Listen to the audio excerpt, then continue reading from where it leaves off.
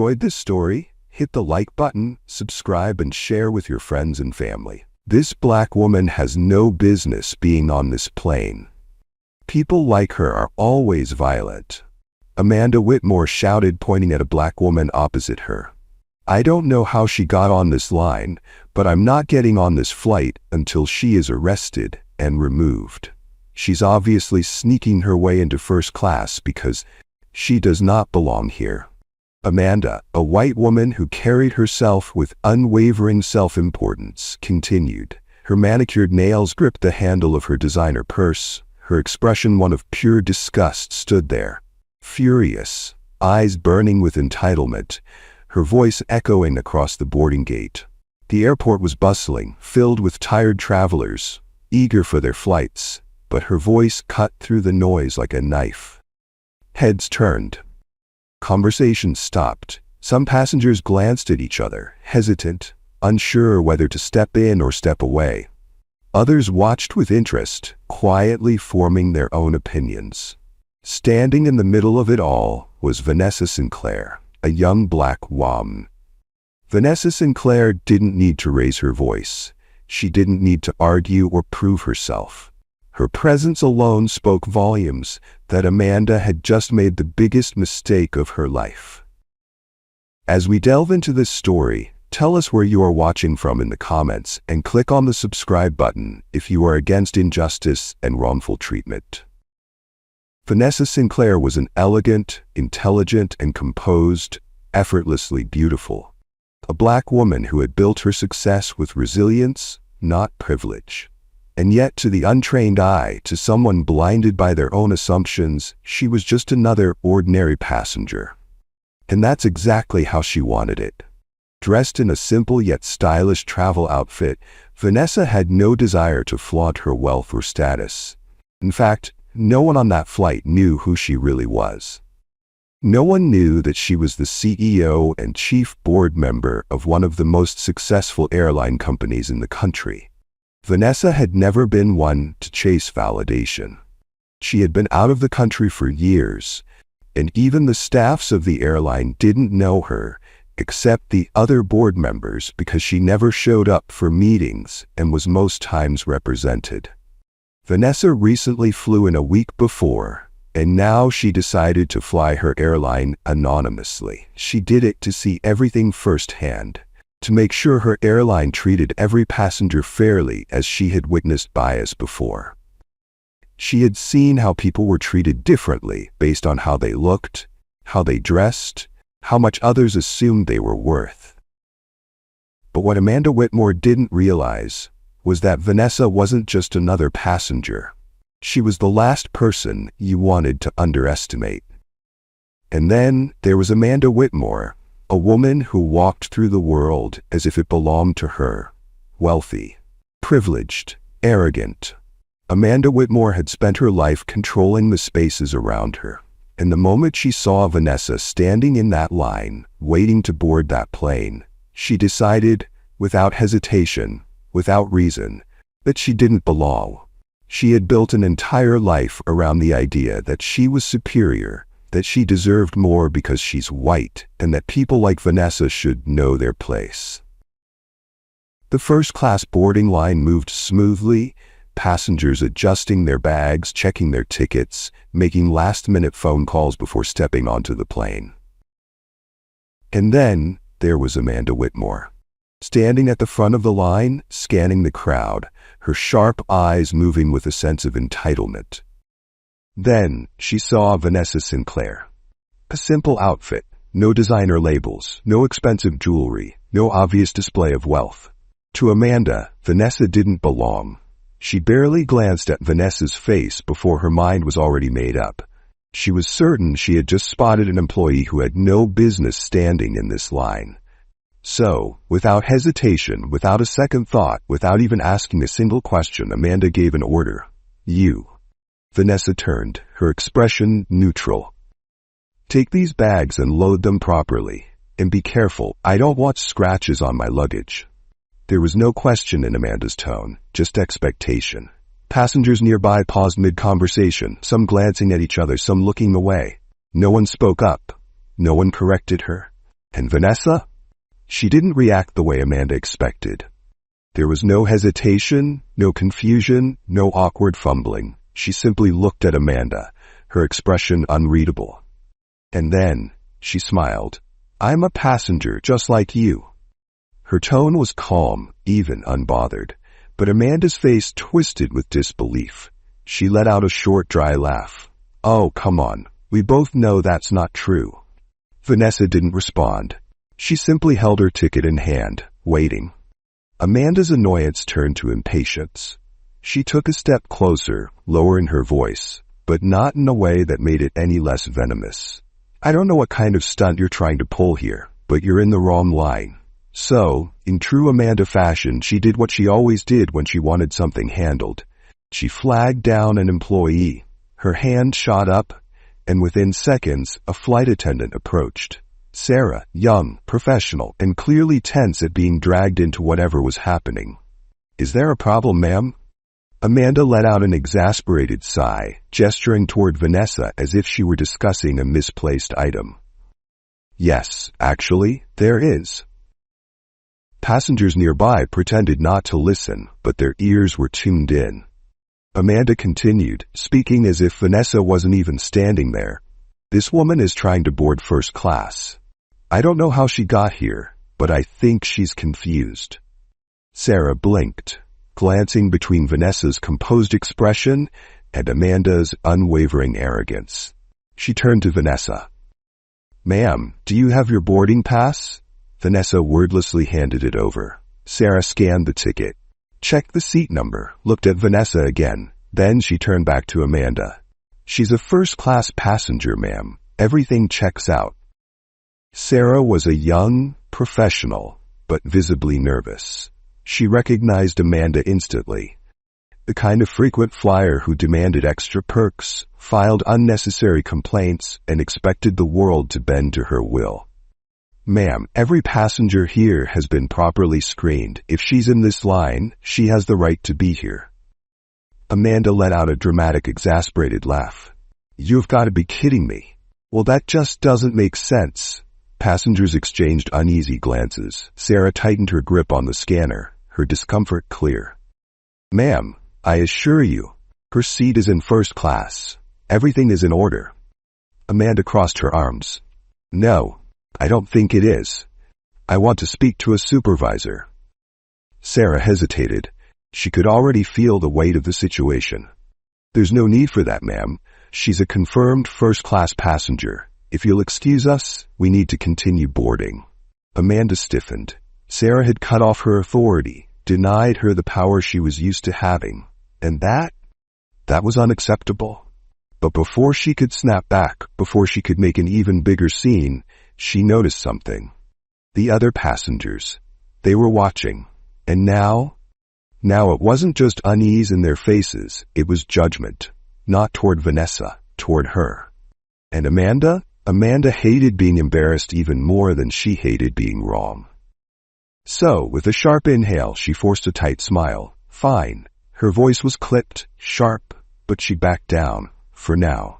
And as Vanessa turned to board the plane, unfazed, untouched by Amanda's entitled fury, Amanda stared after her, watching, waiting, because this wasn't over. Not yet. Not even close. And Amanda Whitmore? She wasn't the type to let things go. She was going to make sure Vanessa regretted this moment, and the next one, and the next. Have you ever been in a situation where you were treated unfairly? What did you do? Drop your thoughts in the comments below. And if you believe in standing up for what's right, hit that like button and subscribe, because this story, it's just getting started. Amanda Whitmore stepped onto the plane, her frustration barely concealed beneath her forced, tight-lipped smile. She had just been humiliated at the boarding gate, and she was still seething over it. She had expected Vanessa to back down, to move aside like so many others had done before when confronted by her authority, but instead, Vanessa had simply stood there, unshaken, untouched by Amanda's words. Now, as Amanda moved through the first-class cabin, her eyes scanned the seating arrangement, searching for her assigned seat. When she found it, her stomach twisted into a tight knot. She stopped abruptly. Her face paled, then immediately darkened in fury. She was seated right next to Vanessa Sinclair. For a brief moment she simply stood there staring at the seat as if it had personally offended her. Then, before she could stop herself, she let out a dramatic huff, loud enough for everyone around her to hear. "Absolutely not," she snapped. "I refuse to sit here." Passengers turned their heads at the sudden outburst. A flight attendant, already sensing trouble, hurried over, her polite smile barely masking the tension in her eyes. "Is there a problem, ma'am?" Amanda crossed her arms tightly, her fingers pressing into her sleeves. "Yes, there is a problem. I'm not sitting next to her," she said, jerking her head toward Vanessa. Vanessa, for her part, didn't even react. She was already seated, adjusting her carry-on beneath the seat in front of her, her expression calm, as if Amanda wasn't even worth acknowledging. The flight attendant blinked, momentarily caught off guard by the blatant hostility. "Ma'am, these are the assigned seats. We can't make last-minute changes unless there's an available alternative." Amanda let out a dry, humorless laugh. "Oh, I think you can make an exception. There is no way I'm spending this flight next to." She stopped herself, eyes darting toward Vanessa, before she could finish whatever sentence she had been about to say. Vanessa finally looked up, raising a single eyebrow, waiting. She wasn't angry. She wasn't upset. She wasn't flustered. She just watched, quiet, patient, unbothered. That made Amanda even angrier. The flight attendant, growing more uncomfortable, spoke again, keeping her tone measured. "I understand your frustration, ma'am, but we're fully booked. We don't have any open seats in first class." Amanda's lips thinned. She turned toward the other passengers, scanning the cabin as if expecting someone to volunteer to trade seats. Silence. Passengers quickly busied themselves with their phones, flipping through in-flight magazines, avoiding eye contact. No one was about to get involved. Amanda wasn't used to this. She wasn't used to being ignored. Her temper flared hotter. "There has to be another seat. I cannot sit here," she insisted. The flight attendant hesitated, then sighed. "Let me check with the crew." Amanda folded her arms tighter, her nails digging into her skin, watching as the flight attendant disappeared toward the front of the cabin. Vanessa exhaled slowly, refocusing on her bag, adjusting her belongings with a kind of patience that made Amanda's blood boil. How could she just sit there, unbothered, while Amanda was being so obviously inconvenienced? Moments later, the flight attendant returned, offering an apologetic look. "I'm sorry, ma'am, but as I said, the flight is full. There are no other available first-class seats." Amanda's eyes flashed with irritation. "That's unacceptable." She turned toward the other passengers again, louder this time, her voice filled with exasperation. "Someone switch with me, please. Anyone." Again, silence. Passengers pretended not to hear her, looking out the window, scrolling through their phones, suddenly interested in anything but the entitled woman, demanding a seat change. Just when it seemed like no one would step up, a voice spoke. "I'll switch." Amanda turned sharply. Across the aisle, a middle-aged man with warm eyes and a quiet demeanor met her gaze. He was dressed in a navy suit, his posture relaxed, his expression unreadable. The flight attendant's shoulders sagged in relief. "That would be very helpful, sir." "Thank you." Amanda straightened, a smug smirk creeping onto her face. Of course, someone had finally given in. People always did, eventually. The man stood, gathering his things. Amanda wasted no time, snatching her carry-on from the overhead bin and sliding into her new seat, as far from Vanessa as possible. As she settled in, she allowed herself to breathe again, her body relaxing into the cushioned seat. She had won. Again, or so she thought. Vanessa remained, as poised as ever, turning her attention back to her belongings, preparing for the flight as if none of this had ever happened. Amanda clenched her jaw. But she wasn't done yet. Not by a long shot. The tension between Vanessa and Amanda had settled into something cold and unspoken. It wasn't loud, not anymore. It was the kind of hostility that simmered beneath the surface, the kind that didn't need words. Amanda had made it clear she wanted Vanessa gone, removed, erased from her presence entirely. But Vanessa, she wasn't here to fight for space that already belonged to her. The final boarding announcements played over the intercom as passengers made their last-minute adjustments, slipping their carry-ons into the overhead bins before settling into their seats. Vanessa stood, reaching for her luggage. The overhead bin above her seat was already packed, filled with suitcases from early boarders. She didn't make a fuss, didn't sigh in frustration, didn't even hesitate. Instead, she scanned the cabin for a nearby compartment with room. It didn't take long to spot one, a nearly empty bin just across from her seat. The only problem? It was directly above Amanda Whitmore. Vanessa took a breath before stepping forward, lifting her carry-on with ease. It was a logical choice. There was ample space, and the bins were shared. It was nothing more than a practical solution to a minor inconvenience. But just as she was about to place her bag inside, a sudden, forceful movement stopped her.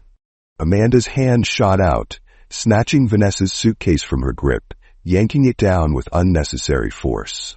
The bag slammed onto the floor with a loud, jarring thud. Gasps rippled through the cabin. Passengers turned in their seats, eyes widening at the sudden aggression. Some whispered, others sat frozen, unsure of whether to intervene. The energy shifted instantly. Amanda was already standing, her face twisted in disgust, eyes blazing with something ugly. "Absolutely not," she snapped, her voice sharp enough to cut through the air. "You are not putting your things near me." Vanessa blinked, staring at Amanda with an unreadable expression. Slowly, deliberately, she bent down, picked up her bag, and dusted it off. Her composure didn't waver. She didn't lash out, didn't retaliate. She simply stood tall, adjusting the strap of her carry-on with quiet patience. "Amanda," she said, voice level but firm, "this is a shared cabin. Overhead bins don't belong to individual passengers." Amanda's hands clenched at her sides. Her breathing had grown heavier, more erratic. "I don't care," she spat. "I don't want your things anywhere near me." Vanessa let out a slow breath. "I'm just putting my luggage away. That's all." But Amanda wasn't listening. She was spiraling. Because Vanessa wasn't backing down, and Amanda couldn't stand that. "No!" Amanda suddenly screeched. Before anyone could process what was happening, she grabbed Vanessa's carry-on with both hands and hurled it forward, violently, aggressively, like she was disposing of something filthy. The suitcase hit the ground with another heavy thud, louder gasps. Passengers sat in stunned silence. A woman across the aisle put a hand over her mouth in shock. The energy in the cabin had shifted even further. It wasn't just discomfort anymore, it was disbelief. But Amanda wasn't done. Vanessa bent down once more, retrieving her bag, her patience thinning now. She didn't argue, didn't shout. She simply reached for the handle. And that's when Amanda did the unthinkable. With a furious shriek, Amanda snatched the suitcase again. And this time, she threw it off the plane. Passengers sat frozen, unable to process what they had just witnessed. Vanessa's carry-on tumbled through the open boarding door, landing with a heavy thud on the jet bridge below. A stunned flight attendant who had just been returning to the cabin stopped mid-step, her jaw slack. A crew member at the gate turned, eyes darting from the fallen suitcase to Amanda, who stood there, chest heaving, hands shaking, wild-eyed. The silence that followed Amanda's reckless, unforgivable act was deafening. Vanessa's suitcase lay discarded outside the plane, tossed like garbage, and the passengers, the flight crew, the entire first-class cabin, everyone had seen it. But Amanda? She wasn't sorry. She didn't feel remorse, didn't feel embarrassed. If anything, the sight of Vanessa standing there, still calm, still composed, still refusing to react the way Amanda wanted her to, that infuriated her even more. Because Amanda wanted a scene. She wanted Vanessa to break. She wanted to see her flustered, humiliated, defeated. And yet, Vanessa just stood there, unshaken. What if you were in Vanessa's shoes? What would you have done at this point? Tell us your thoughts in the comments, and don't forget to click on the subscribe button now. That was the final straw. Something inside Amanda snapped. With a growl of frustration, she lunged forward. "You need to move," she snapped, shoving her hands toward Vanessa in an attempt to push her away from the aisle. But Vanessa was done being silent. Before Amanda's hands could make contact, Vanessa's own arms shot up, her grip firm as she caught Amanda by the wrists, stopping her mid-motion. The shift in power was immediate. Amanda's entire demeanor changed. Her eyes widened, realization dawning too late that she had pushed too far. She wasn't in control anymore. Vanessa's fingers held Amanda's wrists firm but not forceful. She wasn't attacking her, she was stopping her. But Amanda's face contorted into something vicious. She yanked at Vanessa's grip, and her voice rose to a shriek. "Let me go. You're hurting me." Her sudden outburst was loud enough to be heard across the cabin, and that was when the supervisor came rushing in, eyes wide, her face a mix of shock and disbelief. "What is going on here?" Amanda didn't miss a beat. She immediately switched tactics. Her entire body trembled and her voice turned high-pitched, desperate, playing the victim flawlessly. "She attacked me," Amanda wailed, pointing at Vanessa with a dramatic, shaking hand. "She grabbed me. She got violent. I was just defending myself. That's why I threw her bag out. She was threatening me." Vanessa, still composed, slowly released Amanda's wrists. Her expression remained calm, but there was a flicker of something in her eyes now. "That's not true," Vanessa said. The supervisor looked between them, clearly trying to process what had just happened. "Hold on, let's slow down for a second," she said, her voice uncertain. "Miss Sinclair, did you?" Amanda cut her off before she could even finish. "She's violent," she shouted, her voice shrill with manufactured fear. "She needs to be removed from this plane. Arrest her." Vanessa, however, said nothing. She didn't argue, didn't defend herself, because she didn't need to. Within minutes, 2 uniformed security officers boarded the plane, their expressions unreadable as they approached the first-class cabin. The entire plane fell into a tense silence. One of the officers, a tall man with a no-nonsense demeanor, spoke first. "We've been informed there was an incident involving a disruptive passenger," he said, scanning the cabin. His eyes landed on Amanda, who was still playing the part of the terrified victim, hands shaking for dramatic effect. "Yes, officer," Amanda blurted out, her voice breathless, trembling. She pointed a perfectly manicured finger at Vanessa. "She threatened me. She got violent. She grabbed me. I don't feel safe sitting here." Vanessa remained still, her expression entirely unreadable. The security officer turned toward her, his expression neutral but firm. "Ma'am, is that true?" The weight of Amanda's accusation hung heavy in the air as the security officer stood in front of Vanessa's seat. Passengers sat frozen, the tension thick enough to suffocate the entire cabin. Vanessa, still poised, still refusing to shrink under the scrutiny, sat with her hands resting on her lap, watching everything unfold. Amanda, however, was far from calm. The moment she saw security step in, her confidence surged back.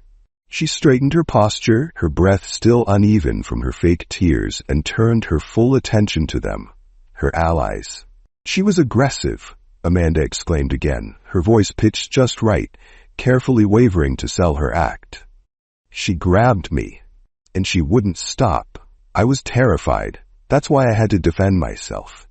It was a masterful performance, and it was working." The security officer nodded firmly, his expression serious as he looked back at Vanessa. "Ma'am, we're going to need you to come with us." Was the security officer right to try to arrest Vanessa and kick her off the plane without finding out the truth? Let us know your thoughts in the comments, and click on the subscribe button if you're hooked with this story. A few passengers gasped audibly. Others shifted uncomfortably, their faces twisting in disbelief. Some who had missed parts of the argument earlier now assumed the worst. Vanessa remained silent. She didn't argue, didn't plead her case, because she knew something Amanda didn't. The lead security officer gestured for Vanessa to stand. "We're going to need to remove you from the flight, ma'am." Amanda folded her arms, her expression smug now. She had won, or so she thought, because just as the security officer reached for his radio to call for backup to remove Vanessa out of the plane, a new voice cut through the air like a blade. "That won't be necessary." The entire cabin went still, heads turned, and there, stepping onto the plane with effortless authority, was a sharply dressed airline executive. Behind him stood two more high-ranking officials. Their expressions were unreadable, but their presence alone sent a shockwave through the first-class cabin. A thick, uncomfortable silence settled over the first-class cabin. The presence of the airline executives had already turned the entire situation upside down, but what happened next would change everything. The lead executive, a man whose very posture radiated authority, took a step forward, his sharp eyes shifting from the security officers to Vanessa. Then, with a calm, steady voice, he spoke the words that would make the entire plane hold its breath. "Miss Sinclair, I deeply apologize. We had no idea you were on this flight." Gasps rippled through the cabin. Passengers sat up straighter, eyes widening. Some exchanged shocked glances, others simply stared, trying to process what they had just heard. But the most notable reaction? Amanda Whitmore. Her face went ghostly pale. Her posture stiffened. She felt a cold sweat creep up her spine, because that name rang in her ears like a warning bell. "Miss Sinclair," she swallowed hard. "Wait, what?" Amanda stammered, looking between Vanessa and the executive. "Miss Sinclair? What? Who is she?" The executive's gaze snapped toward Amanda, and for the first time since she boarded this flight, Amanda felt something she wasn't used to feeling. Fear. His expression was stone cold. "You just harassed and attempted to remove the CEO and chief board member of this airline from her own flight." Dead. Silence. Amanda's heart stopped. Passengers erupted into hushed whispers, turning toward Vanessa with fresh, stunned expressions. "Board member? She owns this airline? No way. Oh my God, she's literally the CEO?" Amanda's mouth opened, but no words came out. Her thoughts were scrambling for an escape, a justification, an excuse, but nothing came. She had spent the last hour trying to assert her power over a woman who had more power than she could ever dream of. And now, everyone knew it. Amanda felt the eyes on her. Not in admiration, not in sympathy, but in judgment. Passengers who had ignored the situation earlier, they were now fully engaged. People who had quietly agreed with Amanda's behavior, now they were pretending they hadn't, because nobody wanted to be on the wrong side of history. Amanda's breath was shaky as she desperately tried to regain control. I didn't know," she blurted out, her voice suddenly much smaller, weaker. "I thought..." But before she could finish, Vanessa stood. For the first time since Amanda tried to push her, since Amanda lied, since Amanda threw her bag off the plane, Vanessa rose from her seat with absolute control. And then she looked Amanda directly in the eye. The entire plane was watching, and Vanessa only said one thing. "That's exactly the problem." Amanda's lips parted slightly. Vanessa's gaze never wavered. "You didn't know, but you assumed." A hush fell over the cabin. Those words sank deep, not just into Amanda, but into everyone who had stood by, remained silent, or agreed with her. Because that was it. That was the truth Amanda had spent her entire life avoiding. Amanda wasn't wrong because she didn't know who Vanessa was. She was wrong because she assumed that Vanessa was less than her. She assumed she didn't belong. And now, she was paying for it. Amanda's lips trembled. She wasn't the one in control anymore. She wasn't the one who got to decide how this ended. She wasn't the one who had power in this room. Amanda's voice cracked. She swallowed. Her fake confidence completely shattered. "I didn't mean, please, can we just..." her hands clenched and unclenched at her sides.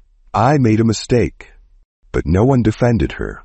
Not the passengers, not the flight attendants, not even the security officers, who now looked at her differently. Amanda Whitmore, for the first time in her life, was alone. The lead security officer sighed and took a step forward, his voice professional but firm. "Miss Whitmore, you will be removed from this flight immediately." Amanda snapped her head toward him, panic surging in her chest. "What? No, you can't do that." She turned to Vanessa, frantic now. "Tell them, please." I swear I didn't." "But Vanessa?" She didn't say another word, because she didn't need to. Amanda's own actions had already spoken for her.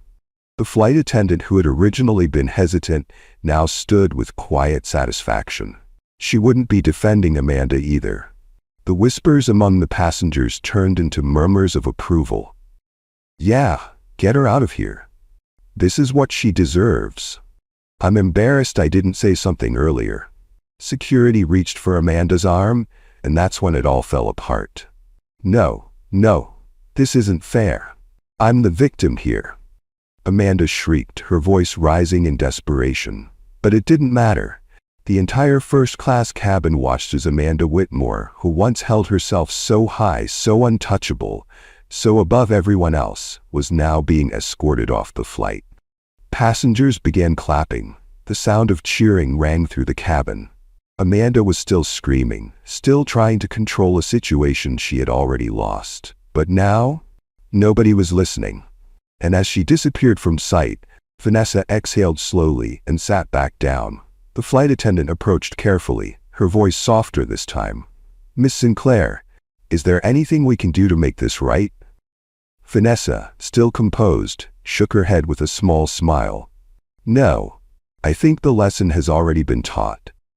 The murmurs in the cabin turned into quiet respect, and for the first time since this entire ordeal began, the plane finally felt peaceful. Amanda Whitmore had always believed she was untouchable. She had walked through life believing that the rules did not apply to her, that she could push boundaries, demand special treatment, and get away with behavior others would be punished for. But today, that illusion had crumbled. And it was crumbling even further. The moment she was dragged off the plane, kicking and screaming, Amanda thought the worst was over. That she could salvage the situation somehow, that she could complain to the right people, demand a refund, call her lawyer, anything to make this go away. She was wrong. A voice called out, "Miss Whitmore." Amanda turned sharply, her head snapping toward the sound of her name. And there, waiting for her, standing tall in a tailored suit, was the lead airline executive. He held a folder in one hand, a neutral yet cold expression on his face. Amanda's stomach clenched. The airline weren't about to let her walk away without consequences. Amanda straightened her posture, summoning the last of her bravado. She smoothed her blouse, lifted her chin, and plastered on a smug expression. "Oh, finally," she huffed, placing a hand on her hip. "I need to file a complaint about that entire ordeal. I was mistreated. No, I was harassed on that plane." The executive didn't blink, didn't react, didn't even seem remotely interested in what she had to say. Instead, he extended the folder to her. "Ms. Whitmore," he said, his voice cool, emotionless, final. "Effective immediately, you are permanently banned from all future flights on this airline." Amanda froze. For a moment her brain refused to process the words.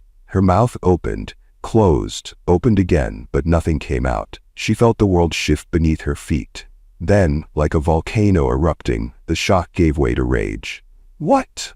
You can't do this to me!" she shrieked, her voice carrying across the entire terminal. Heads turned. Passengers waiting for their flights lifted their heads from their phones. People from different gates peered over, curious. Some already had their cameras out, recognizing her as the woman who was just kicked off that flight. The executive, completely unfazed, gave a slow, measured nod. "Actually, we can." He tilted his head slightly. "And we just did." Amanda's entire body shook. Her fists clenched, her face turning a shade of red that almost looked unnatural. "You think I'm just going to accept this? I have connections. I'll have your job for this." Passengers watching gasped and muttered. Some started laughing, because Amanda sounded ridiculous. And the executive, he looked downright bored. "Miss Whitmore," he said, his tone not changing in the slightest, "this airline has a zero-tolerance policy for harassment, discrimination, and unruly behavior. Your actions today have resulted in a permanent travel ban across all our flights, effective immediately. You will receive an official notice via email, and any attempt to book a future ticket will be automatically declined." Amanda was shaking now. The reality was finally sinking in. "No," she screamed, stomping her foot like a child. "No, no, no. I'm the victim here." People in the terminal openly laughed now. A teenager whispered to her friend, "Does she actually think this is helping?" A middle-aged woman scoffed, shaking her head. She did this to herself. And the recording? It was already spreading. Amanda, for the second time today, had created her own downfall. And this time, there was no recovering from it. The executive sighed, clearly done with her tantrum. He motioned to security. "Please escort Miss Whitmore out of the terminal." Amanda gasped, horrified. "No, you can't. I have a flight to catch. I have places to be." One of the security officers calmly took her by the arm. "Not on this airline, ma'am." And just like that, Amanda Whitmore, the woman who thought she ruled first class, the woman who had spent her entire life demanding special treatment, the woman who had tried to remove the CEO of the airline from her own flight, was now being dragged out of the airport like an unruly child. Passengers in the waiting area? They clapped. Some even cheered. A businessman shook his head with a chuckle. "I love to see karma in real time." A woman whispered to her friend, "She's definitely going viral." And Amanda? Her final words before she disappeared from sight? "I'll sue you. I'll sue this whole airline. This isn't over." But even she knew it was over, because she wasn't just kicked off a flight. She wasn't just humiliated. She wasn't just banned from an airline. She had been exposed. And in the age of social media, that was something she would never escape. The world had turned against her. Now she was a joke.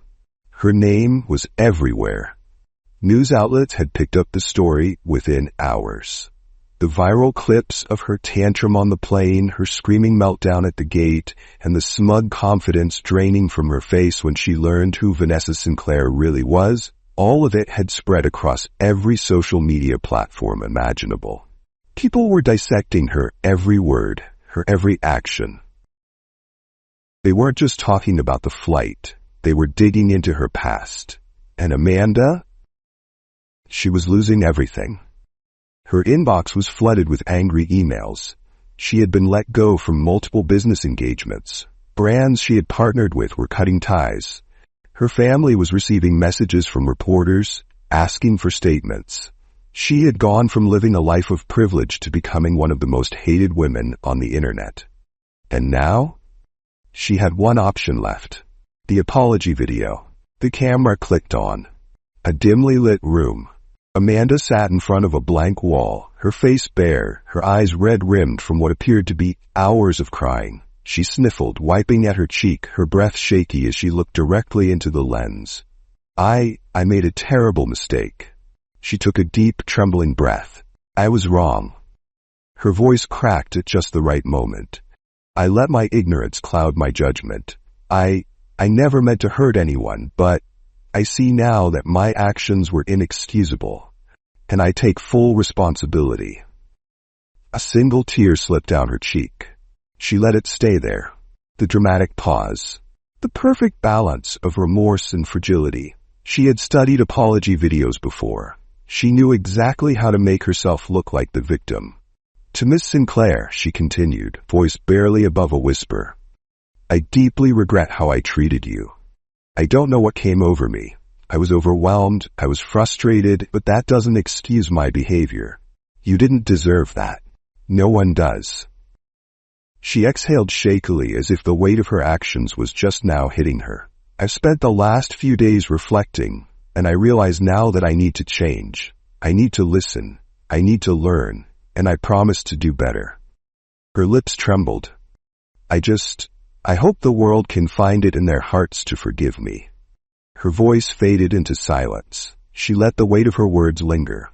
Then, with a final broken breath, she ended the video. She posted it within minutes. The caption read, "I'm truly sorry.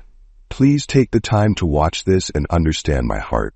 For a moment, she sat back, watching the screen, waiting. Would people accept it? Would they finally stop attacking her? Would she get her life back? The first comment came in, then the second. Then the flood began, and Amanda's stomach dropped. Because instead of sympathy, instead of support, instead of forgiveness, she saw this. Nah, you're just sorry you got caught. We don't believe you. You had no remorse when you were throwing that bag and trying to get her arrested. Too little, too late. Classic PR apology. Zero emotion, zero sincerity, zero accountability. The likes on those comments skyrocketed. More poured in. People mocked her, dissected her video, called out her forced tears, pointed out how she was still making it about herself. Memes exploded. Someone posted a compilation of her apology mixed with her screaming on the plane. Another edited the video to add fake Oscar-winning music behind her performance. One tweet went viral. If you ever feel bad about your mistakes, just remember that Amanda Whitmore thought she could fake cry her way out of this mess and made it even worse. Over 1 million likes. Amanda felt sick. She had thought, hoped, that this would be enough. But the world had already made up its mind. Her apology wasn't an apology. It was damage control, and nobody was buying it. The downfall of Amanda Whitmore was officially complete. Do you think her apology video should have been accepted? Let us know in the comments. And if you love this story, hit the subscribe like button for more powerful stories like this. See you in the next story.